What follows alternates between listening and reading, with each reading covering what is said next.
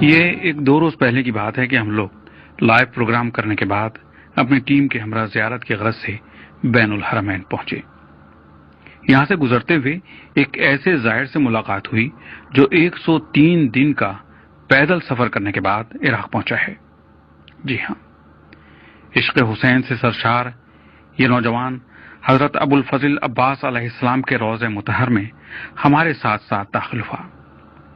ہمارے پروڈیوسر نوروز پورمن نے آگے بڑھ کر اس عاشق حسین کو جو پاپیادہ کربلا آیا ہے الیک سلیک کرنے کے بعد اس کا نام جاننا چاہا۔ اس نے اپنا نام تو نہیں بتایا، صرف اتنا کہا کہ آپ مجھے سید کہہ کر پکار سکتے ہیں، مجھے اپنے سید ہونے پر فخر ہے، یہی میری پہچان ہے اور یہی میری شناخت ہے۔ کہنے لگا، میں گزشتہ 5 برسوں سے پاں پیادہ مشہد مقدس زیارت کے لیے جا رہا ہوں۔ میں کئی برسوں سے اس کوشش میں تھا کہ مشہد سے کربلا کے لیے پیدل زیارت کے لیے آؤں، تاہم میری مالی پوزیشن اتنی مستحکم نہیں تھی کہ میں اپنی اس آرزو کو عملی جامہ پہنا سکوں، لیکن اس کے باوجود میں نے ہمت نہیں ہاری۔ بالآخر میں نے یہ فیصلہ کر ہی لیا اور اپنے شہر سے 31 روز کا پیدل سفر کرنے کے بعد سر انجام مشہد سے میں نے کربلا کے لیے اپنے سفر کا آغاز کیا اور 73 دن کا پیدل سفر کرنے کے بعد 2 محرم الحرام کو کربلا پہنچا۔ یہ وہ تاریخ ہے کہ جس دن سید الشہداء حضرت امام حسین علیہ السلام اپنے اہل بیت اطہار کے ہمراہ سرزمین کربلا میں تشریف فرما ہوئے تھے۔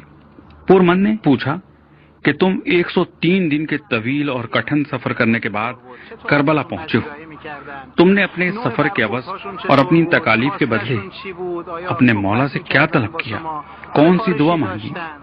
اس نے کہا کہ میں نے صرف فرزند زہرا کے ظہور کی دعا مانگی کہ وہ جلد از جلد تشریف لائے، کیونکہ دنیا میں ظلم بڑھتا جا رہا ہے، ظالم مظلوموں پر ظلم کے پہاڑ توڑ رہے ہیں، امام ظہور کریں گے اور ظالمین کو ان کے اعمال کی سزا دیں گے۔ سید نے اپنی بات کو جاری رکھتے ہوئے کہا کہ میں نے مولا کے حضور اپنی ایک ذاتی خواہش بھی بیان کی۔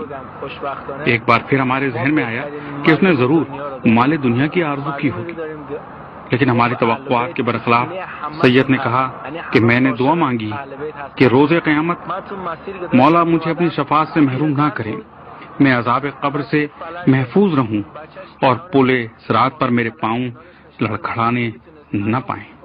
میں نے اپنے رہبر کی سلامتی کے لیے بھی دعا مانگی۔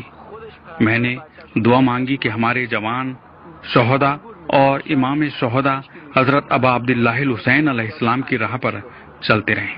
یہ باتیں اس نوجوان کی ہیں جو ایران کے مغربی علاقے سے تعلق رکھتا ہے۔ جی ہاں، اس کا ذریعہ معاش محنت مزدوری ہے، لیکن اس کو سبھی کی فکر ہے، سبھی کی سعادت و بھلائی چاہتا ہے۔ سید کی شخصیت میں پائی جانے والی خصوصیات بلا شبہ ایسی خصوصیات اور خصائل ہیں جو ایک حقیقی مسلمان میں ہونی چاہیے۔ جی ہاں، لورستان کے اس جوان نے حضرت ابا عبداللہ الحسین علیہ السلام کی راہ پر چلنے کی دعا کی ہے، یعنی سادہ الفاظ میں وہ ہم سے یہ کہنا چاہتا ہے کہ ظلم و ستم، بے انصافی اور جابر طاقتوں کے سامنے ڈٹے رہیں۔ شاہ است حسین، بادشاہ است حسین، دین است حسین، دین پناہ است حسین، سردار دست ندار در دست یزید، حقا کے بنا لا الہ است حسین۔